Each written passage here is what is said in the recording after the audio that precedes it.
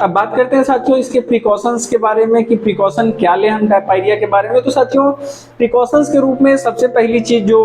सबसे पहली सिम्टम है इसकी, सबसे पहला कारण है, वही हमारा सबसे पहला प्रिवेंशन है कि आप अपने मुंह को साफ रखें, गंदा न रखें। कुछ भी आप खाते हैं, भले ही आपको अगर गुटखा खाने का आदत है, पान खाने का आदत है, खैनी खाने का आदत है, ये सारी टोबैको हैबिट्स हैं, वो सब ठीक है, लेकिन कुछ भी खाने के बाद या कुछ भी पीने के बाद जो है अच्छे से गार्गल करें, अच्छे से कुल्ला करें, मुंह को अच्छे से साफ करें पानी से, और उसके बाद आप बाकी अपने नॉर्मल लाइफ में आप बिजी हो जाएं। क्योंकि बहुत लोग क्या, तो बिजी लाइफ है आज के डेट का, तो लोग कुछ भी खा रहे हैं, चबाते चबाते फिर अलग काम में बिजी हो गए, एहसास भी नहीं हुआ कि पानी तक पिए हैं या नहीं पिए हैं, मुंह को साफ किया या नहीं किया, और वही जो है चिपक करके दांतों में प्लेग करके और ये सारी कंडीशन करके जो आपको पायरिया का कंडीशन हो जाता है, पायरिया की स्थिति उत्पन्न हो जाती है। तो साथियों मुंह को साफ रखना बहुत ज़्यादा जरूरी है, मुंह को हमेशा साफ रखें। उसके बाद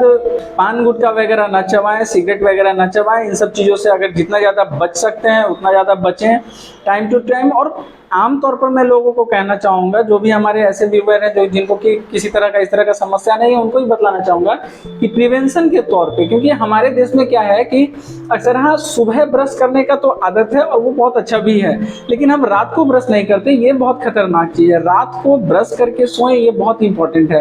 रात को खास करके क्या होता है कि दिन भर में जो प्लेक जमा हुआ होता है, क्योंकि प्लेक पर, दांतों पर जो है प्लेक के जमने में एक समय लगता है और उसको बढ़ने में, उसका एक परत बनाने में उसको जो है समय लगता है, और वो 8-10-12 घंटा लेता है। 10-12 घंटे के बाद जो है दांत पर एक परत जमना शुरू हो जाता है। तो 10 घंटा 8 घंटा की नींद के बाद सुबह सुबह तो हम सो करके उठते हैं और ब्रश कर लेते हैं, अच्छे से मुंह को साफ कर लेते हैं, लेकिन फिर दिन भर जो हम कचरा डालते रहते हैं, कुछ भी खाते रहते हैं, और उसके जो भी उसके पार्ट्स होते हैं, वो जो पार्टिकल्स होते हैं जो आपके दांतों में लगते हैं, चिपकते हैं, या आपके दांतों के जो कैविटीज होती हैं बीच में उनमें बैठ जाते हैं, तो उनको हम नहीं निकालते रात को, और वो पूरा का पूरा सुबह तक मुंह में पड़ा रहता है, और वो सड़न पैदा करने का सबसे बड़ा कारण है।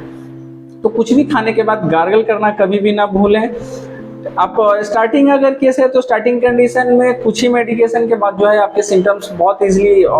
नॉर्मल हो जाते हैं। तो स्टार्टिंग में ही ध्यान दें, दांतों में किसी तरह का कंटिन्यूअस पेन अगर रह रहा है, किसी तरह का इस तरह का चीज़ है, तो उसको ध्यान दें। एक हेल्थ कंडीशन है साथियों की कॉन्स्टिपेशन, जिसको ज़्यादा लंबे समय तक रहता है, उनमें भी ये प्रॉब्लम होने के चांसेस ज़्यादा रहते हैं। तो जिनको कॉन्स्टिपेशन की शिकायत है उनको चाहिए कि वो अपने कॉन्स्टिपेशन को मतलब ठीक करें किसी भी तरीके से, मेडिसिन से, अपने बिहेवियर से, अपने डेली रूटीन को चेंज करके। लेकिन कॉन्स्टिपेशन एक अच्छी चीज़ नहीं है, कॉन्स्टिपेशन आपके बॉडी के बहुत सारी चीज़ों को इफेक्ट करता है। तो कॉन्स्टिपेशन को रिलीव करके रखें, ठीक करके रखें।